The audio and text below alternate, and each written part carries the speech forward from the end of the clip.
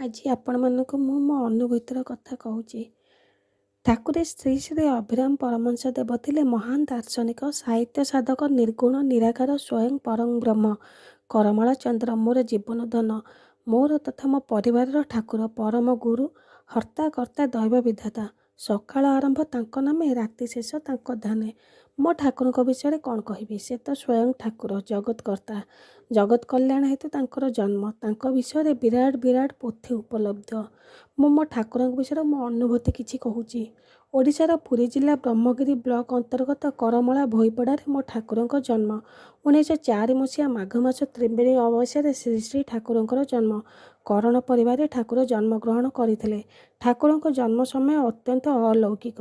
ଠାକୁରଙ୍କ ଜନ୍ମ ସମୟରେ ଉତ୍ତର ଆକାଶରେ ଦେବଧ୍ୱଜ ପଡ଼ିଥିଲା, ଯାହା ମହାପୁରୁଷଙ୍କର ଧରାପୃଷ୍ଠରେ ଅବତରଣ କରିବାର ସଂକେତ ଥିଲା।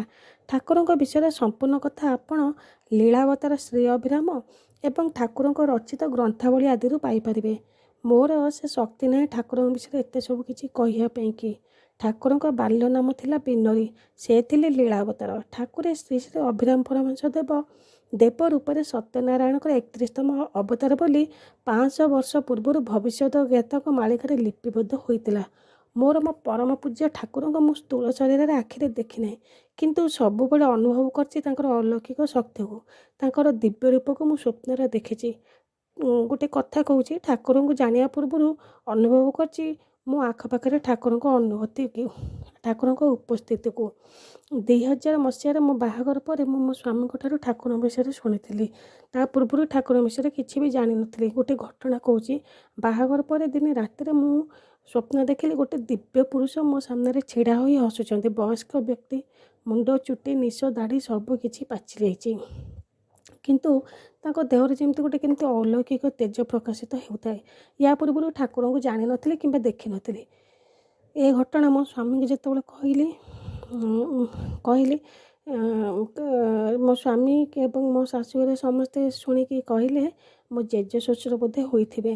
ମୁଁ ଭାବିଲି ହଁ ସେଇଆ ହୋଇଥିବ, କିନ୍ତୁ ଶାଶୁଘରେ ପ୍ରଥମ ଦିନ ଯେତେବେଳେ ଠାକୁର ଘରେ ପୂଜା କରିବାକୁ ଗଲି, ଠାକୁରଙ୍କ ଘରେ ଠାକୁରଙ୍କୁ ଠାକୁରଙ୍କ ଉପରେ ମୋର ଆଖି ପଡ଼ିଗଲା। ମୁଁ ତ ଏଇ ରୂପ ଦେଖିଥିଲି ସ୍ୱପ୍ନରେ, କିନ୍ତୁ ଆଉ କାହାକୁ କିଛି ନ କହି ଏ କଥା ମୋ ସ୍ୱାମୀକୁ ଜଣାଇଲି। ଏହାପରେ ମୋ ସ୍ୱାମୀ ଧୀରେ ଧୀରେ ଠାକୁରଙ୍କ ବିଷୟରେ ସବୁ କିଛି ମୋତେ କହିଲେ ଏବଂ ତାଙ୍କର ଅନୁଭୂତି ସବୁ ବି କହିଲେ। ଠାକୁରେ ସେଇଦିନ ହିଁ ପ୍ରକୃତରେ ମୋ ମନ ଚଳାଇ ନେଇଥିଲା। ଠାକୁରଙ୍କୁ ମୁଁ ଧନ ବ୍ୟତୀତ ଆଉ କିଛି ବି ଡାକେ ନାହିଁ। ସତରେ ସେ ତ ମୋ ଜୀବନ ଧନ, ମୋ ଅମୂଲ୍ୟ ସମ୍ପଦ। ଠାକୁରଙ୍କୁ ପ୍ରଥମେ ମୁଁ ଦର୍ଶନ କରିବାକୁ ଯାଇଥିଲି ଖଣ୍ଡଗିରି ଶାନ୍ତି ଆନନ୍ଦ ଆଶ୍ରମ। ମନ ଭିତରେ ଇଚ୍ଛା ଥାଏ ଯେ ଠାକୁରଙ୍କ ଜନ୍ମମାଟି କରମଳା ଯାଇ ଠାକୁରଙ୍କୁ ଦର୍ଶନ କରିବାକୁ।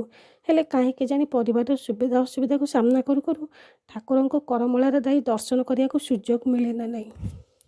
କିନ୍ତୁ ସବୁ ମାସରେ ଖଣ୍ଡଗିରି ଯାଇ ଠାକୁରଙ୍କୁ ଆମେ ଦର୍ଶନ କରି ପୂଜା କରୁଥିଲେ, କାରଣ ପ୍ରତ୍ୟେକ ଦିନ ତ କଟକରୁ ଭୁବନେଶ୍ୱର ଯାଇ ଠାକୁରଙ୍କୁ ଦର୍ଶନ କରିବା ସମ୍ଭବ ନଥିଲା କାର୍ଯ୍ୟ ବ୍ୟସ୍ତତା ଭିତରେ।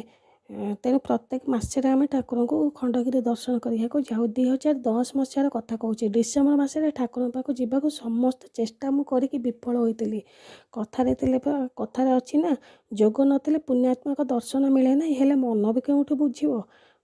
ତେଣୁ ଡିସେମ୍ବର 31 ତାରିଖ ରାତିରେ ସାରା ସଂସାର ଯେତେବେଳେ ଖୁସିରେ ମସ୍ଗୁଲ ଥିଲା, ମୁଁ ରୋଷେଇ ଘରେ ଲୁଚି ଲୁଚି କାନ୍ଦିଲି। ଠାକୁରଙ୍କ ଉଦ୍ଦେଶ୍ୟରେ ପ୍ରଣାମ କରି ମନ କହିଲି, ତମେ ପରା ଭାବଗ୍ରାହୀ, ମନ କଥା ବୁଝ।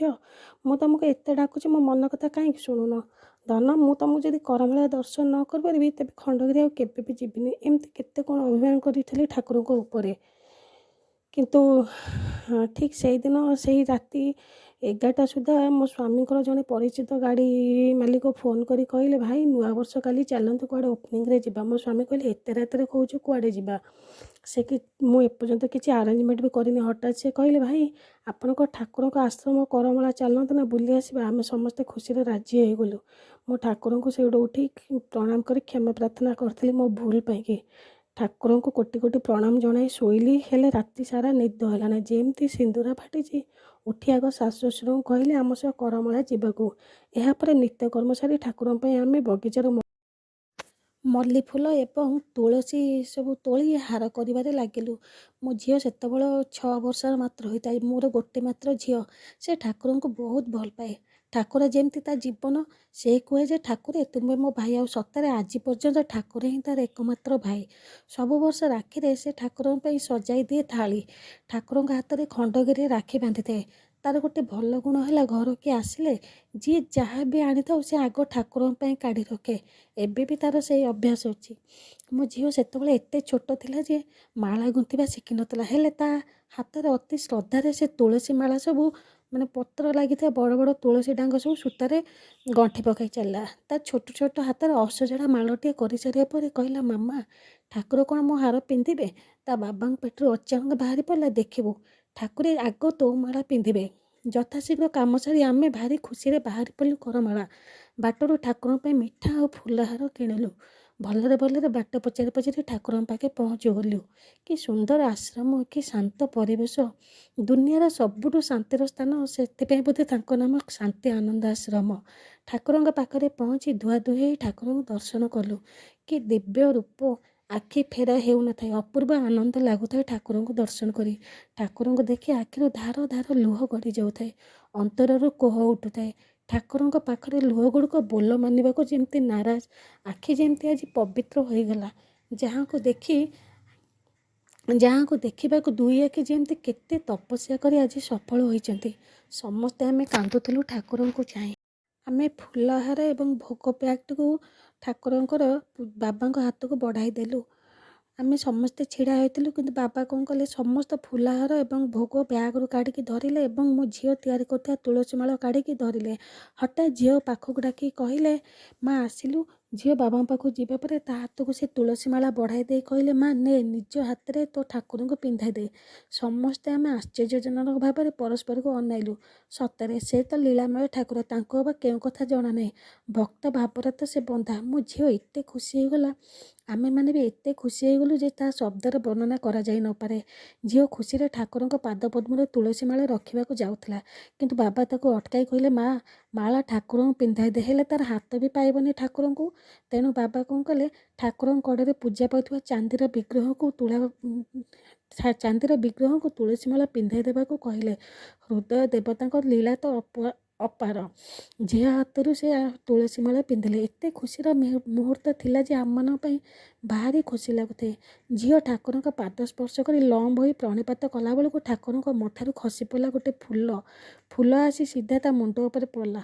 ଠାକୁରଙ୍କ ଭଲ ପାଇବା, ଆଶୀର୍ବାଦ ଯେମିତି ସବୁ କିଛି ମିଳିଗଲା ତାକୁ। କରମାଳ ପ୍ରଥମ ଥର ଯାଇଥିଲି ବି ପୂଜା, ପ୍ରସାଦ ସେବନ ସବୁ କିଛି ଭଲରେ ଭଲରେ ହୋଇଗଲା। ସତେ ଯେମିତି କରୋନା ଅବତାର ସବୁ କିଛି ସୁବିଧା କରିଦେଇଥିଲେ। ଜୀବନରେ ଦୁଃଖ କଷ୍ଟ ତ ସବୁ ଆସେ, କାରଣ ମର୍ତ୍ତ୍ୟରେ ମନୁଷ୍ୟ ଜନ୍ମ ନେଲେ ବି, ଦେବତା ହେଲେ ବି ଦୁଃଖ କଷ୍ଟର ସାମ୍ନା କରିବାକୁ ପଡ଼େ। ବିଧିର ବିଧାନ କେ କରିବ ଆନା, ହେଲେ ଗୁରୁଙ୍କ କୃପା ଥିଲେ ସବୁ ଦୁଃଖ କଷ୍ଟ ସହି ହୋଇଯାଏ। ଶୟନ ସ୍ୱପ୍ନେ ଆମେ ଅନୁଭବ କରୁଛୁ ଠାକୁରଙ୍କର ଉପସ୍ଥିତି। ଲୀଳା ପୁରୁଷଙ୍କର ଲୀଳା ତ ଅନେକ। ମୁଁ ଆଉ ଗୋଟେ ଘଟଣା କହିବି, କିନ୍ତୁ ଆଜି ଏତିକି କହି ରହୁଛି। ପୁଣି ଥରେ ଆସିବି ଠାକୁରଙ୍କ ନୂଆ ଅନୁଭୂତି ନେଇ। ସେ ପର୍ଯ୍ୟନ୍ତ ବିଦାୟ ନେଉଛି। ନମସ୍କାର। ମୋତେ ପ୍ରଚୁର ଥଣ୍ଡା ହେଇଥିବାରୁ ମୁଁ ମୋ ଭଏସ୍ ପାଇଁକି କ୍ଷମା ମାଗି ନେଉଛି।